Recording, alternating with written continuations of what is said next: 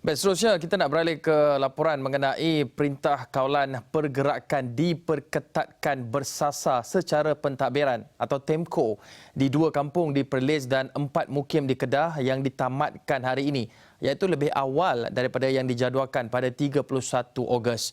Pengumuman itu dibuat Menteri Kanan Pertahanan Datuk Seri Ismail Sabri Yaakob semalam.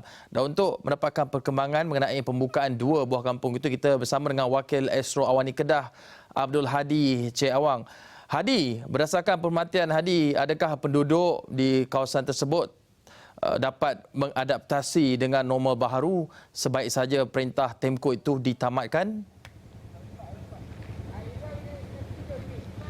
Okey, terima kasih Hakim Rahman di Bukit Kewangan, dan seperti dimaklumkan saya berada di Klinik Kesihatan Napoh bagi membawakan situasi terkini berkenaan Perintah Kawalan Pergerakan secara diperketat secara bersasar dan pentadbiran, iaitu TEMCO yang telah ditamatkan hari ini. Dan jika boleh saya recap semula, TEMCO dilaksanakan di 3 mukim di daerah Pembasu, iaitu Mukim A, Mukim Rosbah serta Mukim Binjal, iaitu di daerah Kubang Pasu, serta Kampung Ulu Padang Sanai di daerah Padang Terak, yang bermula sejak 3 Ogos sehingga 30 Ogos, waktu jangkaan asal tamatnya tempoh TEMCO itu.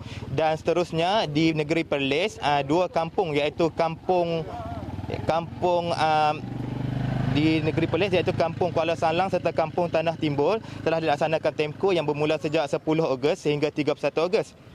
Namun kedua-dua TEMCO di 2 kawasan di daerah di negeri Perlis serta di 3 mukim dan 1 kawasan di Kedah ditamatkan lebih awal susulan tiada kes baru bagi kluster PUI Siva Gangga.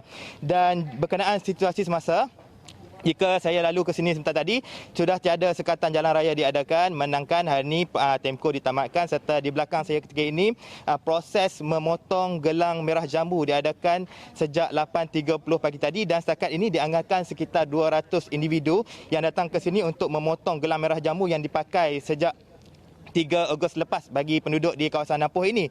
Dan sudah pasti untuk pengembangan seterusnya, plan pengembangan seterusnya akan mendapatkan reaksi mereka berkenaan apa perasaan mereka selepas dikatakan kini merdeka lebih awal, selepas TEMCO ditamatkan sekitar 3 atau 4 hari lebih awal banding tarikh biasa, iaitu tarikh 30 Ogos itu. Dan perkembangan terbabit, perkembangan perinci mengenai apa reaksi mereka akan saya bawakan dalam buletin awal ini seterusnya dari semasa ke semasa, dan kembali pada Hakim di Bukit Kewangan. Baik Hadi, sebelum itu penamatan TEMCO ini bukanlah bermakna lesen untuk penduduk di kawasan berkenaan menjalani kehidupan ataupun tidak mengamalkan penjagaan kesihatan jarak fizikal seperti yang disarankan.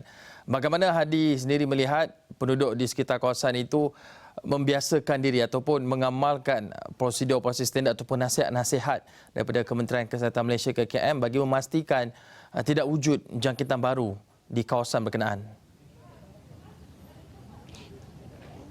Okey, sebelum ini kita bawakan berkenaan masalah yang dihadapi penduduk sekitar Napoh berkenaan dengan tidak dapat keluar untuk mencari rezeki dan tidak dapat melakukan aktiviti harian, menangkan pemakaian gelang merah jambu itu memastikan mereka berada di dalam kawasan rumah itu menjalankan kuarantin secara wajib selama 14 hari dan 14 hari tambahan sebagai tempoh pemerhatian. Dan pastinya kebebasan yang diberikan ini pastinya tidak akan diambil mudah, seperti yang saya temui 2-3 orang sebentar tadi. Mereka akan mengatakan tidak akan menggunakan kesempatan ini untuk melakukan aktiviti-aktiviti yang tidak sepatutnya dilakukan dan tidak disarankan oleh pihak KKM, terutama berada dalam kawasan yang tertumpu dengan orang yang ramai dan sebagainya.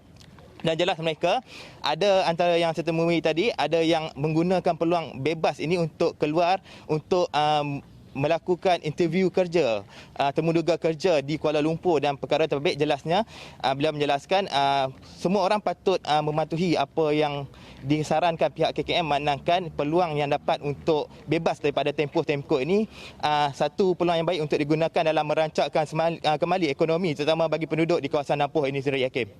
Baik, terima kasih Abdul Hadi Cik Awang, Wakil Astro Awani Kedah berkenaan dengan penamatan TEMCO.